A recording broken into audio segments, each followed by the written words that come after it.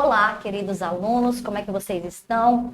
Eu sei que tem muitos alunos que acabaram de sair do terceiro ano, não é verdade? Estão fresquinhos, fresquinhos, fresquinhos. Vamos então trabalhar agora algumas questões da UFMS com um texto que é muito legal, que faz uma análise dinâmica sobre a nossa língua portuguesa e sobre o ensino da língua portuguesa na escola. Esse texto é muito legal porque nos suscita várias análises também, ok?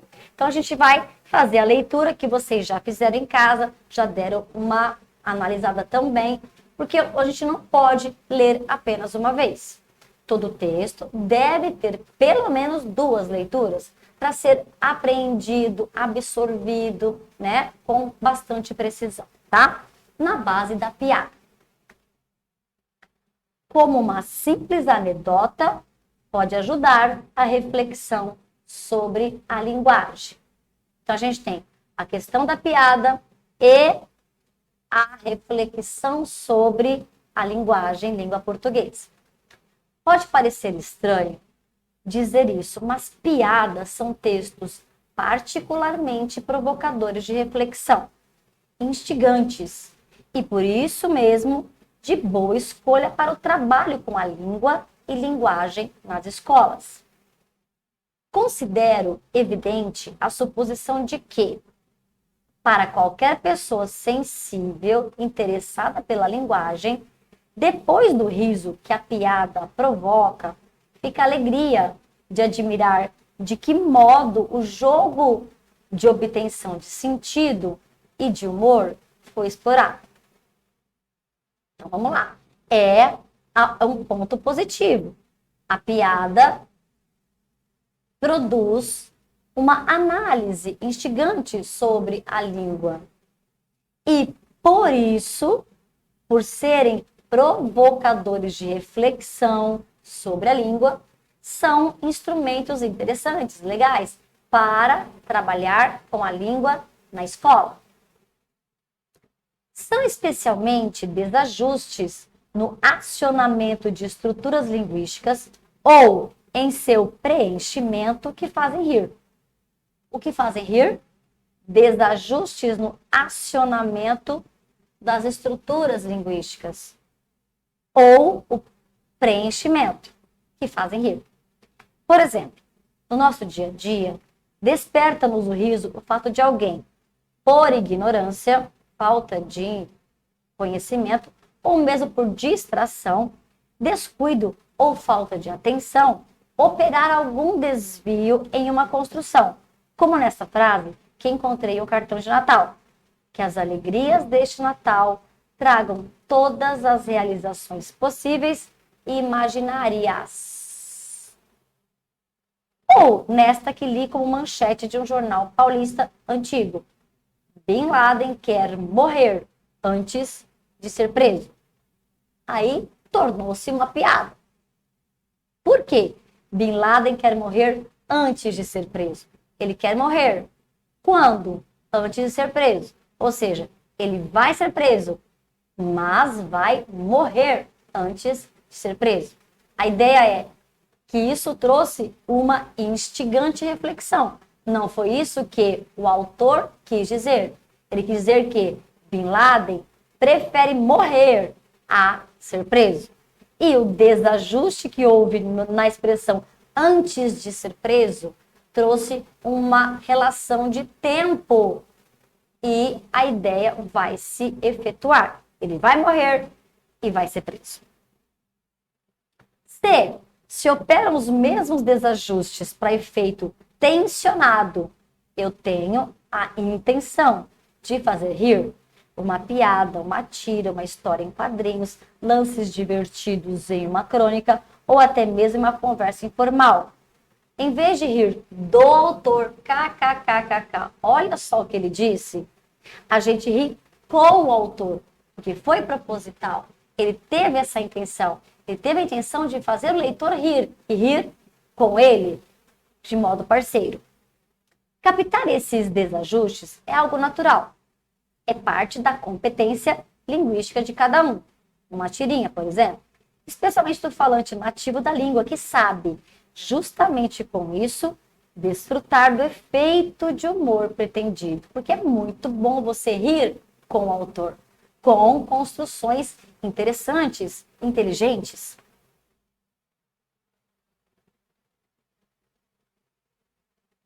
E aí? Questão 1. A autora defende. Defender é acreditar naquilo. Defende o uso de piadas no contexto escolar por ser um gênero que... A pergunta é, ela acha que piadas é legal, interessante para trabalhar na escola? Por quê? Eu quero saber por que a autora acredita que usar piadas no contexto escolar é interessante. E a gente volta lá para a segunda linha. Provocadores de reflexão e instigantes. E por isso mesmo, de boa escolha. Porque são provocadores de reflexão e instigantes. É legal. Então, vamos ver? Ela afirmou que porque torna o ensino da língua menos enfadonho, menos cansativo. Ela não falou isso. B, porque reproduz de forma mais elaborada os desajustes. Ela não falou ainda sobre isso. E ela não falou que as piadas reproduzem de forma elaborada os desajustes. Não. Mais tarde disse que quando tem a intenção de fazer rir, a gente tem uma piada que trabalha com desajustes ou preenchimento. Não foi isso, não é relação de causa que veio aqui na letra B. Ela não é por isso, porque reproduz de forma mais elaborada. E ela não falou também que a piada reproduz de forma mais elaborada. Isso não contém na análise dela. C. Permite. Piadas são legais porque permitem aperfeiçoar a competência linguística dos falantes nativos. Não fala de competência linguística aqui, tá? D. Propicia uma reflexão estimulante sobre a língua-linguagem, particularmente no que diz respeito aos efeitos de sentido e de humor. Gente, está escrito. Essas palavras estão escritas de uma maneira um pouco divergente, mas falou, ó, propicia reflexão, provocadores de reflexão. Tá aqui, gente. Letra D, perfeitinha. Olha aí. Porque produz desajuste? Não. Produzem desajustes e por produzir desajustes ou preenchimento, instigam. E aí vem a resposta, porque instigam reflexão. Letra D, ok? 2. Do texto de Maria Helena de Moura Neves, uma importantíssima estudiosa da língua, depreende-se que? O que é depreender? Concluir. Tirar do texto só o que o texto nos diz.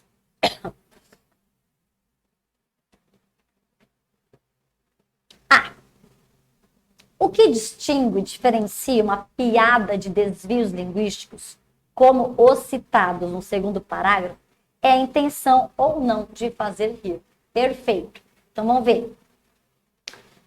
Segundo parágrafo. Por exemplo, no dia a dia, desperta-nos o riso o fato de alguém, por ignorância ou mesmo distração, operar um desvio em uma construção. Tá? Então, a piada, a gente ri quando alguém provoca um desvio. Aí vem o terceiro parágrafo. Se operam os mesmos desajustes para um efeito tensionado, proposital, aí vira uma piada. Então, vamos lá. O que distingue uma piada, que a pessoa elabora com a intenção, porque é um gênero textual, de um desvio linguístico, uma falha, é a intenção ou não de fazer rir. Perfeitinha, alternativa A. É ela. Vamos só tirar a dúvida? B. O que distingue a piada de um desajuste? A piada? Não, o que distingue a piada de um desajuste foi a letra A que falou, tá? O que nós depreendemos? O que ela falou? A piada é o único gênero do discurso em que se operam desajustes? Ela falou, ela deu um exemplo. A piada é um gênero em que há a intenção de fazer rir. Vamos ver. C. Dá para entender que o entendimento de piadas numa dada língua não faz parte da competência linguística?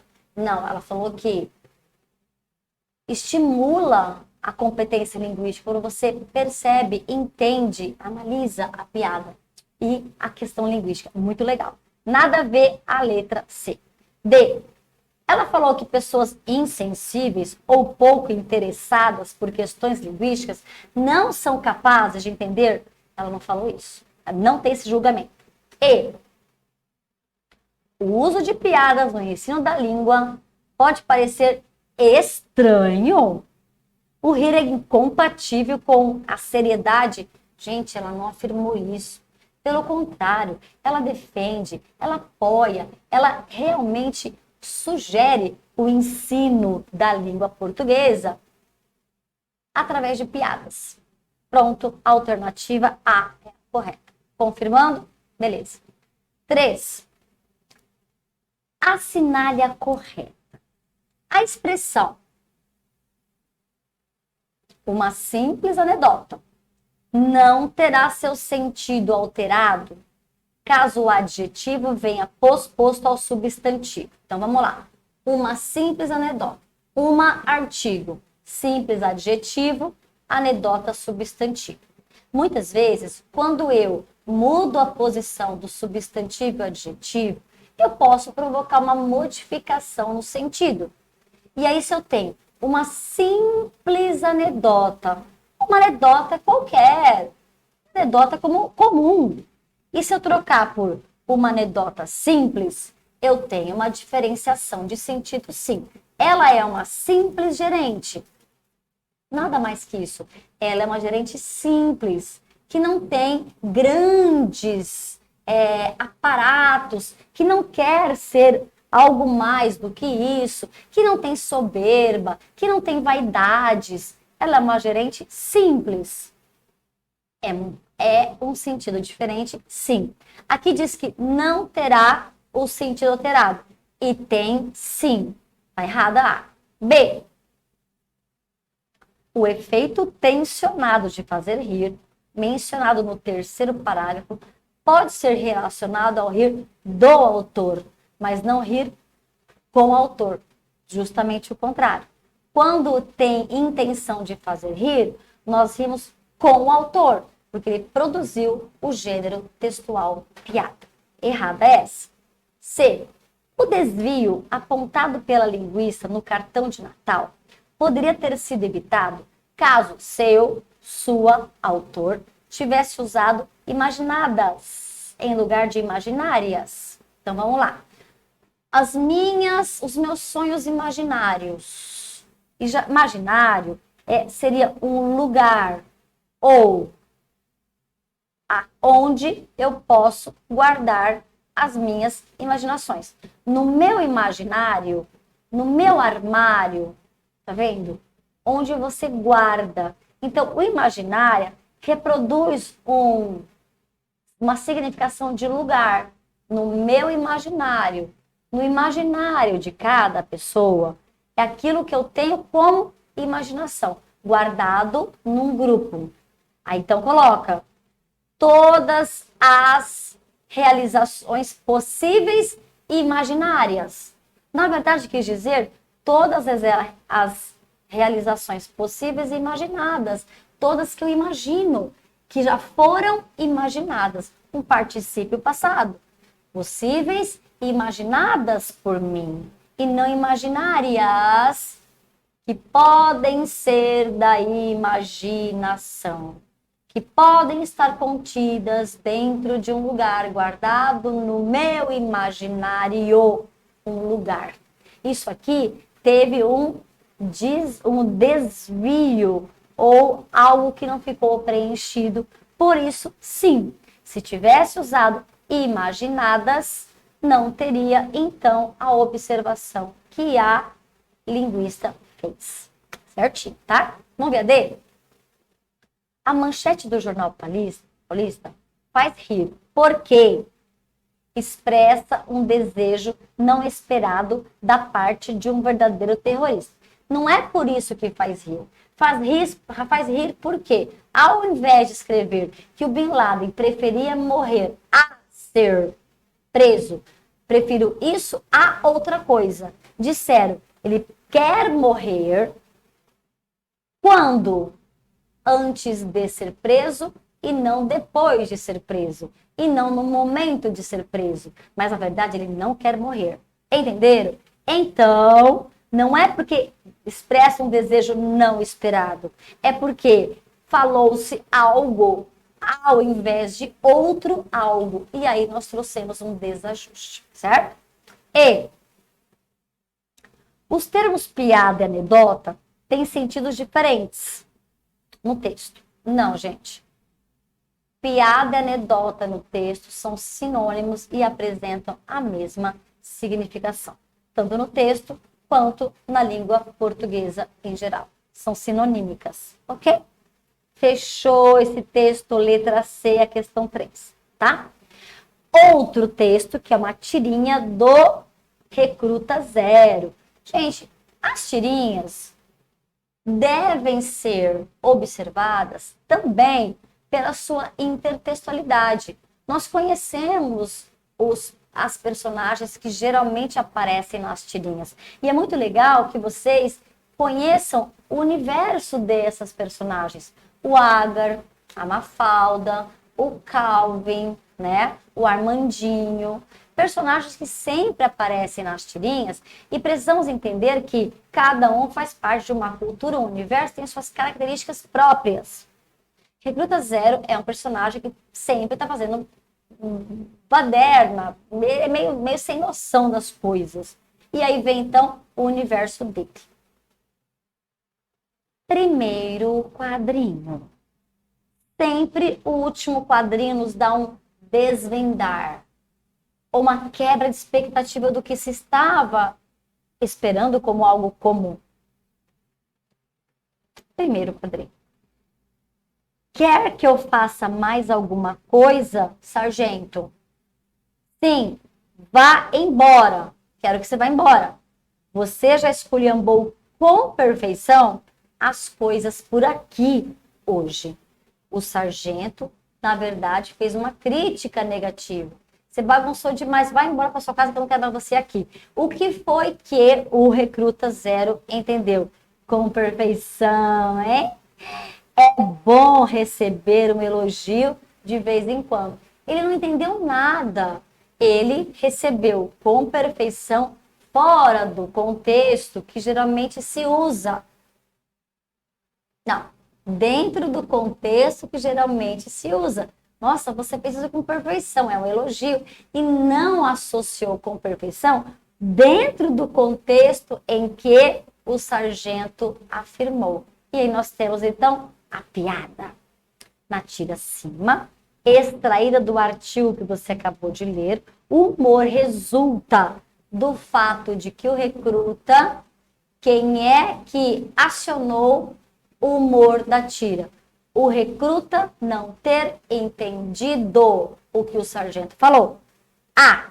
O recruta demora a perceber o elogio, mas não foi elogio. B.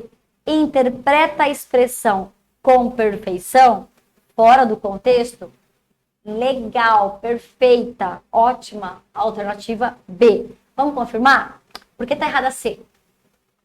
O recruta não percebe o mau humor e a irritação do sargento? Ele não percebe mesmo, mas não foi porque ele não percebeu. Foi porque ele entendeu a expressão do jeito que ele quis. Errado. Errado. D.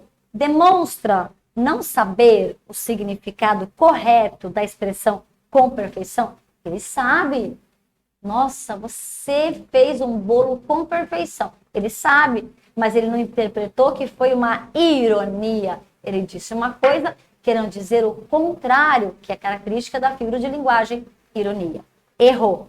E o recruta oferece humildemente seus serviços para alguém que prescinde, que precisa deles. É por isso que tem humor? Não, ele ofereceu. Precisa de mais alguma coisa? Não, vai para sua casa. Já esculhambou com perfeição.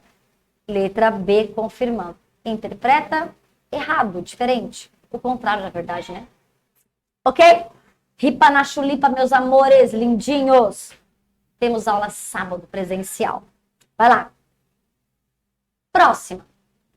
Para responder a questão a seguir, leia o poema abaixo, que foi retirado de uma montagem de textos do autor e veiculado pela internet em homenagem aos 100 anos de seu nascimento, de Mário Quintana. Vamos lá? Esta vida é uma estranha hospedaria, de onde se parte quase sempre às tontas. Pois nunca as nossas malas estão prontas e a nossa conta nunca está em dia. Qual que é o partir? Essa vida é uma estranha hospedaria. Eu estou hospedado nisso tudo. De onde se parte quase sempre às tontas. Você não espera morrer naquele dia. E você fica meio, oi, eu tô morrendo, eu tô indo embora. E as nossas malas nunca estão prontas. A gente não se prepara para a morte. E a nossa conta nunca está em dia. A gente não deixa as coisas em dia, ok, resolvidas para morrer. Porque nós não sabemos quando será. O poema de Mário Quintana representa metaforicamente. O poema é uma metáfora, porque não diz claramente. Isso significa a questão da morte. Mas é uma metáfora, dizendo que a nossa vida é uma estranha hospedaria. Isso é uma metáfora. Eu afirmo algo que não é. Representa o quê? Uma fuga? A dificuldade para programar uma viagem? Compromissos em dia? Mudança de moradia? Não. Metaforicamente, o texto representa o despreparo do ser humano para a morte. Ele não está preparado. Ele não resolve tudo antes. Ele não conversa, ele não paga, ele não faz as malas. Porque a gente nunca sabe quando será a alternativa. Ok? Bora! Tan, tan, tan, tan. Consciência líquida, questão 6. Consciência líquida, ação solidificada. Líquido, sólido. Chamou-se atenção para uma questão por meio de vocábulos. 97% do nosso planeta é água. 3% dessa quantia é doce. 0,01% serve para o consumo humano. Gente, os números são drásticos. Tem água pra caramba no planeta, mas minimamente ofertada para o ser humano. 23 de março, Dia Mundial da Água. Então, é uma propaganda que trabalha a questão de mostrar informação, porque os números nos dizem absurdamente. O principal objetivo O principal objetivo dessa campanha publicitária é... Então, vamos ver por que essa campanha foi escrita. Qual o intuito, qual o objetivo, qual que é a função do produtor do texto ao escrever. Consciência líquida, ação solidificada. Número, tá? A. Orientar os cidadãos como utilizar de forma consciente e ecológica os recursos hídricos. Gente, não tem orientação. Deixe a torneira fechada enquanto escova os dentes. Não tem orientação, ok? Economize água durante o banho. Não tem orientação, não é a letra A. B. Criticar as pessoas que ainda não compreenderam a necessidade de água. Não tem crítica, tipo, as pessoas que não entenderam esses números estão fora do contexto de consciência. Não tem uma crítica às pessoas. C. Denunciar indivíduos que não preservam o meio ambiente. Não tem denúncia, só tem informação. D. Dar uma explicação didática na distribuição e do aproveitamento da água existente na terra, diante da preservação ambiental. Gente, se eu dou uma explicação didática, eu preciso ser muito categórico, com informações que aparentam ser um ensinamento, como o professor faz em sala de aula. Ensinar tintim por tintim as coisas sobre o que está falando. Não tem explicação didática, organizada, com argumentos organizados em uma logicidade. Não tem. E sensibilizar os cidadãos para o uso consciente da água, através da apresentação de dados numéricos da realidade dos recursos hídricos aproveitados para consumo humano. Quer sensibilizar por meio dos números. Só isso, gente. Não tem outro objetivo aqui. Beleza? Tranquilo. Letra E. Vamos lá. 5E, 6E. Questão 7. Um projeto liderado por um senador brasileiro quer colocar em prática uma nova reforma ortográfica nos países falantes da língua portuguesa. Dentre as mudanças propostas estão a extinção da letra H no início da palavra. Afinal, o H não tem som. E a troca do CH por X. A respeito disso, o linguista Carlos A. Faraco publicou um artigo no qual manifesta seu ponto de vista sobre o fato. O fato deste senador querer colocar em prática essa nova reforma com essas novas mudanças. As frases abaixo são excertos, pedacinhos do artigo do linguista, avalia a relação proposta entre ambas. Depois, marque a correta. Olha o que ele disse. É vandalismo ortográfico o que propõe os simplificadores da ortografia, que contam com a simpatia de senadores da Comissão de Educação do Senado. Ele está fazendo uma crítica. Ele diz que isso é vandalismo ortográfico, que isso é ilegal. B. Continua. Tal reforma, que afeta um volume grande de palavras, teria custos astronômicos. Pense-se só na adaptação de um dicionário como Howard's e efeitos educacionais e culturais desagregadores. Já pensou mudar toda a ortografia? Todas as palavras que começam com H e todas as palavras que têm CH mudar por X? Loucura, né? Ok. Ele faz, então, críticas. Vamos ver, então, as afirmativas. 1. A frase A, vandalismo, indica que o linguista é contrário à proposta. Sim. Mas a B não serve de argumento para a defesa. Gente, ele é contra. Tá no A que ele é contra. E no B, são argumentos que justificam. Gente, eu sou contra, porque isso vai ter custos astronômicos. Essa afirmativa está errada. Por quê? A frase A indica que o linguista é contrário. Sim. E a frase B, afirmativa B, serve de argumento? Sim, porque justifica. Erradão. 2. A frase A revela que o linguista é contrário à proposta. Sim, eu não aceito, não apoio. E a frase B serve de argumento para justificar o ponto de vista que ele defende. Perfeito! Ótimo! Aí sim nós temos uma união entre a frase A e B e uma análise correta. C. A frase A denota, aí denota é um verbo super bonito, né, gente? Denota, representa, significa, mostra que o linguista é contrário à reforma. Sim. Por isso, ela funciona como argumento para a defesa do ponto de vista apresentado em B. Peraí. A frase A serve de argumento para B? Não, gente.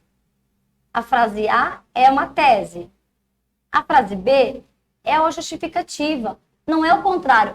Não tem como eu usar a causa como a tese e a opinião como justificativa. Está fazendo inversão. Então, não tem lógica isso. Então, a única correta é a afirmativa 2. Então, a alternativa correta é a letra B. Só 2 é verdadeiro. Beleza?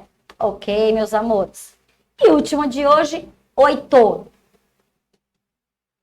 Nós temos aí uma figura dividida ao meio e na parte esquerda, claro. Na parte direita, escuro. Na parte direita, desenhos infantis. E a pergunta é, cadê a infância que estava aqui? Na parte direita, numa situação obscura, a resposta, o trabalho infantil doméstico engoliu. O trabalho infantil doméstico engoliu a criança que estava aqui. A criança não brinca. A criança não é criança, porque ela trabalha dentro de uma casa. No Brasil, milhares de crianças e adolescentes trabalham em casas de família. Isso não é legal. O trabalho infantil doméstico encurta a infância, prejudica a autoestima e provoca grande defasagem escolar. Desenvolvemos diversos programas sociais que protegem e dão dignidade a crianças e jovens, como PET, Projovem Urbano, Projovem Adolescente, Projovem Trabalhador, entre outros. Serviços, blá, blá, blá, blá, blá, blá. Gente, isso aqui é uma propaganda para denunciar, negar, alertar sobre o trabalho infantil e fazer também a divulgação do projeto. A peça publicitária em pauta busca promover uma conscientização social pela análise dos procedimentos argumentativos utilizados pelo autor. O texto opõe a fragilidade da criança aos desmandos dos adultos. Gente, fala de trabalho infantil. Tem nada a ver com fragilidade, com desmandos. B. Elenca as causas da existência do trabalho infantil no Brasil. Não é o trabalho infantil no Brasil, é o trabalho doméstico, tá? E não diz causas. O próprio trabalho infantil é um problema, mas não fala causas. C. O texto detalhada as iniciativas governamentais de solução do problema abordado. Tem detalhe? Detalhe o que está acontecendo. O que esses projetos fazem? Ele só disse que protegem e dão dignidade, mas não tem detalhe. Letra D. Divulga ações institucionais locais para o enfrentamento de um problema nacional. Divulga ações institucionais. O Projovem, né, o PET, tá vendo? São projetos de trabalho, de renda, de atividades que tiram a criança do trabalho doméstico. O que essa peça faz? Só divulga. Não tem nada além disso do que foi colocado na alternativa A, B, C e E.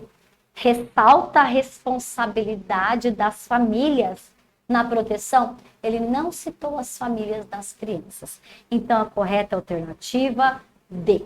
Beleza, meus anjinhos? Ok. Hoje eu tô sem voz, meu Deus do céu. Tenho que cuidar para sábado a gente se encontrar presencialmente. Vamos falar de alguns elementos imprescindíveis para a análise do texto, para a compreensão de vários textos, tipos e gêneros que aparecem também em variados vestibulares, tá bom? Um beijo, meus amores. Fiquem com Deus. Tchau, tchau e se cuidem. Beijo.